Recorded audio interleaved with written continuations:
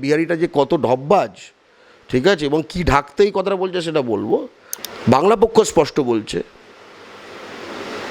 যে যতদিন পশ্চিমবঙ্গ থাকবে, যতদিন পৃথিবী থাকবে, ততদিন পূর্ববঙ্গের হিন্দু বাঙালি উদ্বাস্তু তারা পশ্চিমবঙ্গে এন্টার করবে, দিল্লির বাপও আটকাতে পারবে না। পশ্চিমবঙ্গে পূর্ববঙ্গের উদ্বাস্তু হিন্দু বাঙালি ঢোকা আটকানোর কোনো শক্তি পশ্চিমবঙ্গের মাটিতে বাংলা পক্ষ টলারেট করবে না। ওখানে সিস্টেম হচ্ছে হাম দো হামারা তো বাকি বঙ্গাল ভেজ দো, ওটা ওখানকার সিস্টেম, নিশিকান্ত দুবের সিস্টেম। আমার মাটি আমার মা ইউপি বিহার হবে না। ও দুবের বাপ, দুবের ঠাকুরদা, দুবের আগামী 14 পুরুষের ছাপ পোনা যাই যেই চাক হবে না। বরং আমরা বলছি সারা ভারতে দুই সন্তান নীতির ভিত্তিতে জনসংখ্যা নিয়ন্ত্রণ আইন চাই। বিজেপিকে আমরা চ্যালেঞ্জ করছি এই আইনটা পাশ করুক। আচ্ছা, কয়েকদিন আগে আমরা দেখেছিলাম 21শে জুলাইয়ের দিন মুখ্যমন্ত্রী মমতা বন্দ্যোপাধ্যায় বাংলাদেশের যে ইস্যুটা চলছিল, আমরা দেখেছি যে অগ্নিগর্ভ পরিস্থিতি ছিল, সেই জায়গায় দাঁড়িয়ে মুখ্যমন্ত্রী মমতা বন্দ্যোপাধ্যায় একটা মন্তব্য করেছিলেন যে যারা অসহায় দুর্গত রইবে তাদের আমরা আশ্রয় দেব। উদ্বাস্তু বলেছে, দুর্গত বলেছে, অসহায় মানুষজন যারা রয়েছে রেফিউজি বা উদ্বাস্তু বলেছে। মুখ্যমন্ত্রী মমতা বন্দ্যোপাধ্যায় এরকমভাবে মন্তব্য করতে পারেন একজন রাজ্যের মুখ্যমন্ত্রী? তো রেফিউজি আমরা নিইনি ওপারে। নিশিকান্ত দুবে ঠিক এই মন্তব্য করছিলেন যে মালদা বিহারি কি বলছে বাংলা নিয়ে আমি কি শুনবো? না উনি বলছেন না এত শোনো, এত পশ্চিমবঙ্গ নিয়ে বিহারির গল্প আমি শুনবো না। কি বলেছে সে? ডেমোগ্রাফি, পশ্চিমবঙ্গে কি মুসলমান বেড়ে যাচ্ছে, কি বলেছে বলো? এটাই বলেছে তো। হ্যাঁ, এই নিয়েও বলবো। ওই বিহারির উত্তর আমি পরে দিচ্ছি। বিহারির উত্তর না, বিহারিটা যে কত ঢপবাজ, ঠিক আছে, এবং কি ঢাকতেই কথাটা বলছে সেটা বলবো। প্রথমে বলি যে বাংলাদেশে যেটা হচ্ছে বাংলাদেশের আভ্যন্তরীণ বিষয়, কিন্তু এটার ফলে সেখানে যদি রিফিউজি মানে কে? রিফিউজি মানে ওপার থেকে যারা পূর্ববঙ্গে উদ্বাস্তু হিন্দু বাঙালিরা এসছে, আগেও এসছে, এখনও এসছে। সিএ আইনের মাধ্যমে বিজেপি সেটা আটকানোর চেষ্টা করেছে, কারণ বলেছে যে 2014 31শে ডিসেম্বরের পরের কোনো উদ্বাস্তু হিন্দু বাঙালি পশ্চিমবঙ্গে বা ভারতে ঢুকতে পারবে না। এটাই সিএ আইনের বয়ান। বাংলা পক্ষ স্পষ্ট বলছে যে যতদিন পশ্চিমবঙ্গ থাকবে, যতদিন পৃথিবী থাকবে, ততদিন পূর্ববঙ্গের হিন্দু বাঙালি উদ্বাস্তু তারা পশ্চিমবঙ্গে এন্টার করবে, দিল্লির বাপও আটকাতে পারবে না। পশ্চিমবঙ্গে পূর্ববঙ্গের উদ্বাস্তু হিন্দু বাঙালি ঢোকা আটকানোর কোনো শক্তি পশ্চিমবঙ্গের মাটিতে বাংলা পক্ষ টলারেট করবে না।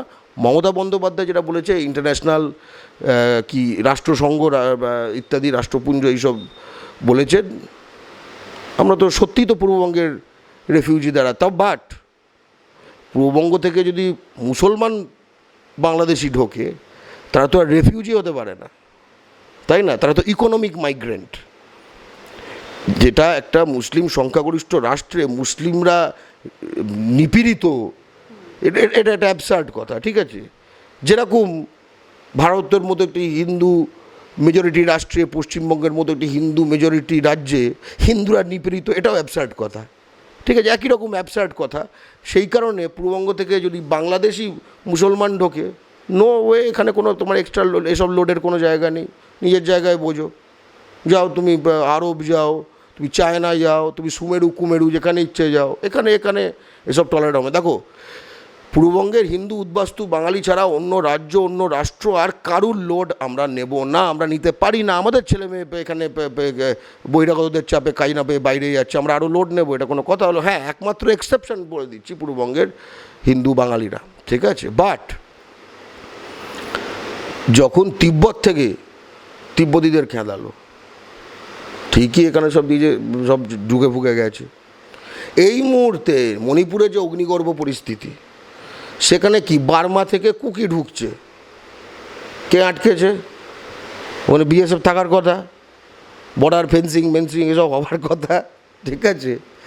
তো বুঝতেই পারছি আমরা কি হচ্ছে। ইদি আমিন বলে একজন আফ্রিকান রাষ্ট্রনায়ক ছিল, উগান্ডা বলে একখানা রাষ্ট্রে গুজরাটি খেয়ে দিয়েছিল। একদম গুজরাট সরকার তার স্টেট গভর্নমেন্টে তাদের কোটা দিয়ে দিয়েছে যে গুজরাটি ফেরত এলে, এবং হিন্দু মুসলমান নির্বিশেষে বাই দাও। এটা খুব ইন্টারেস্টিং। এবং এটাও রিসেন্টলি দেখলাম যে এই ওটাটার বিয়ে হলো না, সকালে হাঁ করে দেখছিল, ওকেই পয়সা দিয়ে, এরকম কখনো দেখিনি। ধরো কারুর বিয়ে হচ্ছে, তুমি তাকে গিফট দাও, ঠিক আছে, সে খাওয়ায়। আম্বানির ছেলে বিয়ে হলো, ও খাচ্ছে, লোকে পয়সা দিয়ে দেখছে। এটা আমার অদ্ভুত লাগলো দেখে। কিন্তু আমি কেন এই প্রসঙ্গে কথাটা বলছি, ওর বাবা মুকেশ আম্বানি, ঠিক আছে, সে রিলায়েন্স কোম্পানির অ্যানুয়াল জেনারেল মিটিংয়ে বলল যে Reliance was, is and will always be a Gujarati company. Reliance ছিল, আছে এবং একটি গুজরাটি কোম্পানি থাকবে, এবং 7 কোটি গুজরাটির স্বপ্ন পূরণের জন্য এটা চিরকাল কাজ করে যাবে। আমার একটু খটকা লাগলো, আমি একটু উইকিপিডিয়া খুললাম, গুগল করলাম। ভারতে গুজরাটির সংখ্যা 6.3 কোটি, আর পাকিস্তানে গুজরাটির সংখ্যা 0.7 কোটি, দুটো মিলে 7 কোটি। খুব ইন্টারেস্টিং লাগলো। এবার ওই বিহারি যা বলেছে দুবে, ওর কথা বলি। 1991-তে পশ্চিম ভারতে বাংলা ভাষীর পার্সেন্টেজ ছিল, আচ্ছা বাদ দাও, তার আগে একটা কথা বলি। ধরো পূর্ববঙ্গ থেকে দাঁড়িয়ালা, লুঙ্গি পরা, মুসলমান, মোল্লা, বাংলাদেশি, ঠিক আছে, বাংলাদেশি, যা বলো, ঠিক আছে, ধরো হুড়ুর করে ঢুকে পড়েছে, ফুরুর করে, এবং এখানে তাদের রেশন কার্ড, আধার কার্ড, ভোটার কার্ড এইসব করে পড়ে তারপরে হয়তো এমএলএ, নেতা, মন্ত্রী ফন্ত্রী সব হয়ে গেছে, যা চলে আর কি, ঠিক আছে।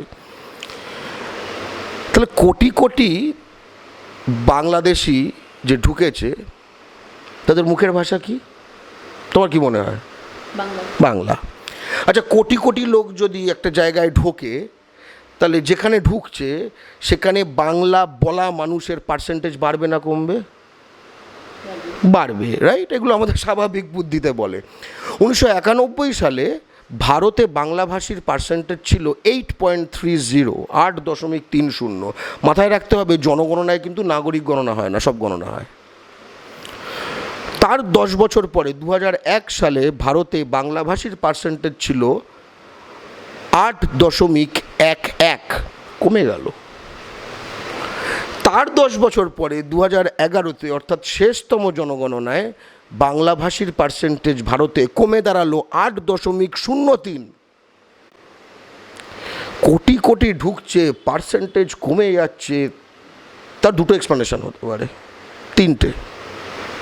ফার্স্ট এক্সপ্লেনেশন যে তারা জিনভূত, তাদের দেখা যায় না, তাদের গোনা যায় না, ঠিক আছে, তাদের পকেটের মধ্যে রয়েছে, বুমের মধ্যে রয়েছে, ঠিক আছে, তো আমার চুলের মধ্যে কোথাও লুকিয়ে রয়েছে, ঠিক আছে, এরকম নানা রকম, বুঝতে পেরেছো? তোমার ক্যামেরা বুমের মধ্যে রয়েছে, তোমার নোকের মধ্যে ঢুকে আছে, সো গোনা যাচ্ছে না, ন্যাচারালি, এটা একটা এক্সপ্লেনেশন।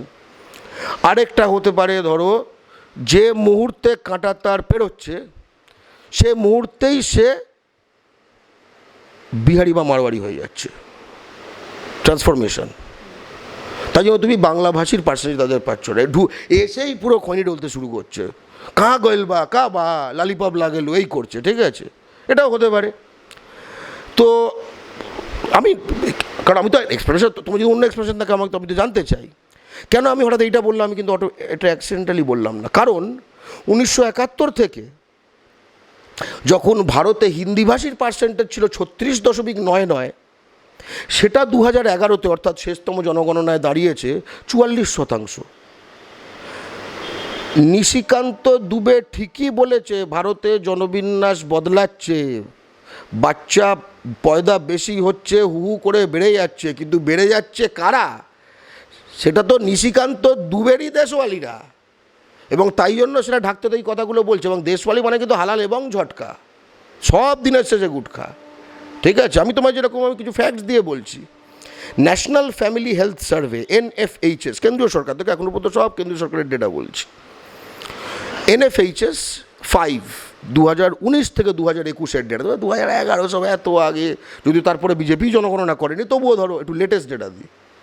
2019 থেকে 2021 সার্ভে করা হয়েছে, এবং 2021-এ সার্ভেটা প্রকাশিত হয়েছে যে নারী প্রতি শিশুর জন্মহার, ঠিক আছে, পশ্চিমবঙ্গের নারী প্রতি শিশুর জন্মহার 1.6। এটা খুব গর্বের কিছু না, ঠিক আছে। এই সবেদন নীলমণি করার যে সিস্টেম যেটা হয়েছে, এর মধ্যে হিন্দু বাঙালির 1.4, মুসলমান বাঙালির 2.0, রাইট। অর্থাৎ মুসলমান বাঙালি হামদো হামারা দোতে রয়েছে, আর হিন্দু বাঙালি তার থেকেও খারাপ জায়গায় রয়েছে। এবং আমার মনে হয় না সেটা মুসলমান বাঙালির কারণে। হিন্দু বাঙালি যে দ্বিতীয় বাচ্চাও প্রায় নিচ্ছে না, তৃতীয় তো দূরের কথা, এটাকে মুসলমান বাঙালি থেকে বারণ করেছে। আর কে বারণ করবে? সেই তো তৃতীয় বাচ্চা নিচ্ছে না, আর সেই 2তে চলে এসছে। গড় 2 মানে তো এটা বুঝতে হবে। তুমি অবশ্যই দেখাতে পারো কারোর একটা 5টা আছে, তুমি অবশ্যই দেখাতে পারো কারোর একটা আছে। গড় মানে হচ্ছে পুরো বিষয়টাকে যে ধারণ করে। কিন্তু হোয়াট অ্যাবাউট নিশিকান্ত দুবে? বিহারের কি অবস্থা জানা যাক একটু। বিহারে এই অ্যাভারেজটা হচ্ছে 3, পশ্চিমবঙ্গে 1.6, ডবল। তাহলে ওখানে কিন্তু হামদো হামারা দো না, ওখানে সিস্টেম হচ্ছে হামদো হামারা দো বাকি বঙ্গাল ভেজ দো। ওটা ওখানকার সিস্টেম, নিশিকান্ত দুবের সিস্টেম, ঠিক আছে। পশ্চিমবঙ্গে মুসলমান বাঙালির নারী প্রতি শিশুর জন্মহারের থেকে বিহারি হিন্দুর নারী প্রতি শিশুর জন্মহার বেশি, এবং মুসলমান বিহারির আরেকটু বেশি, ঠিক আছে।